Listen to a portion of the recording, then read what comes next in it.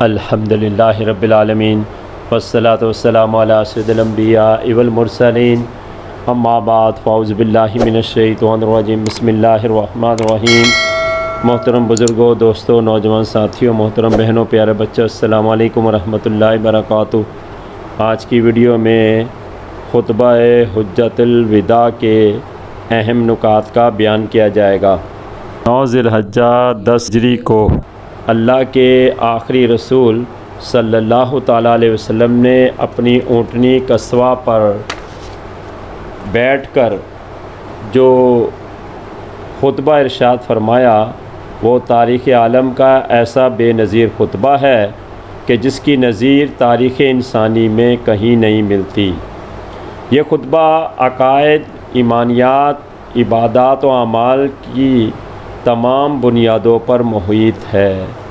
اس خطبے کے اہم نکات بیان کیے جاتے ہیں۔ نمبر 1، توحید و رسالت پر ایمان و اقرار کے بعد تقوی پرہیزگاری کا درس اور بھلائی کی ترغیب کا بیان کیا گیا۔ نمبر 2، خطبے کو آخری وصیت کا درجہ دیا گیا کہ ہمتاً گوش ہو کر سنا جائے۔ نمبر 3، سب سے پہلے نفس انسانی اور مال کے تحفظ پر زور دیا گیا اور ان کی حرمت کو یوم حج، شہر مکہ اور حج کے مہینے ذی الحجہ کی طرح محترم قرار دیا گیا۔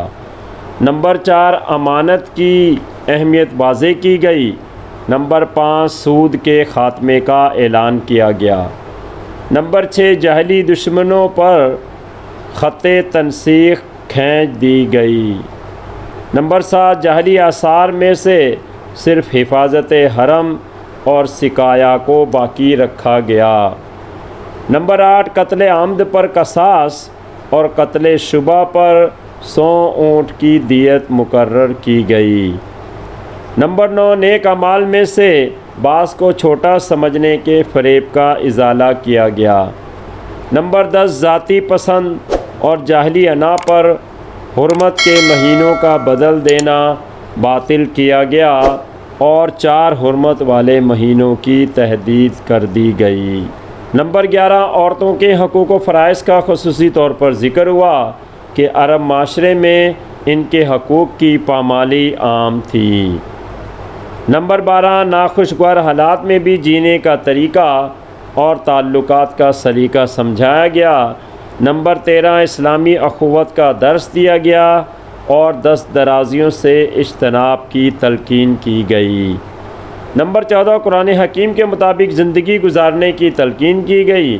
اس کے بغیر سب چیزوں کو گمراہی قرار دیا گیا۔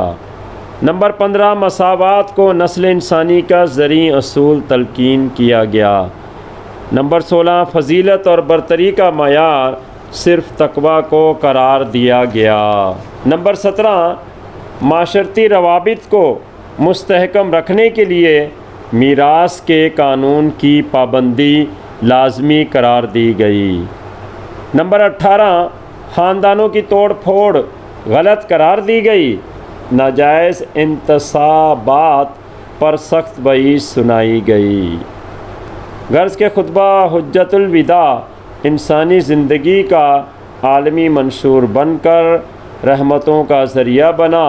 حقوق انسانی کا یہ چارٹر آج بھی نسل انسانی کی حرمت، عزت و وقار اور تحفظ کا ضامن ہے اور یہ آئندہ بھی بلکہ تا قیامت رہے گا۔ اللہ عز و جل سے دعا ہے کہ حجۃ الوداع کے خطبے کو سمجھنے کی اور اس پر عمل کرنے کی ہم سب کو توفیق عطا فرمائے۔ آمین بجاہ النبی الامین صلی اللہ تعالیٰ علیہ وسلم۔ وما علینا الا البلاغ۔